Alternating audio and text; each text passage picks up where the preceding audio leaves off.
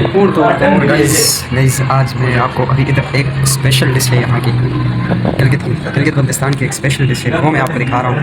तो ये जो है ये क्या चीज़ है, ये जो है क्या चीज़ है, ये आपने कमेंट में पिक करना है। ये तमाम मैं लास्ट में आपको बताऊँगा, मगर अभी आप जो है वो आपने बता देना।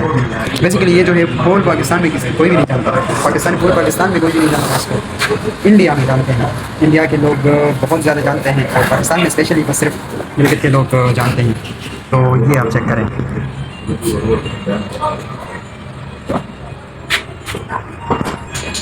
तो इंडिया के लोगों को तो पता होगा, और पाकिस्तानी लोगों को मैं बताता चलूँ कि ये इसको बोलते हैं। तो इस पे जो है वो उनके लिए पाकिस्तान के लोगों के लिए टारगेट है, वो मैं लास्ट में आपको बताऊँगा। इसके साथ जो है वो स्पेशल ये चटनी मिलती है मिर्चों की, वो डालनी पड़ती है, हल्की हल्की डालनी पड़ती है भाई। तो उसके साथ थोड़ा सा विनेगर होता है और ब्लैक पेपर होता है। तो ब्लैक पेपर तो नहीं है इस वक्त, विनेगर है, ये ज़रा डाल देते हैं और मज़े लुटते हैं।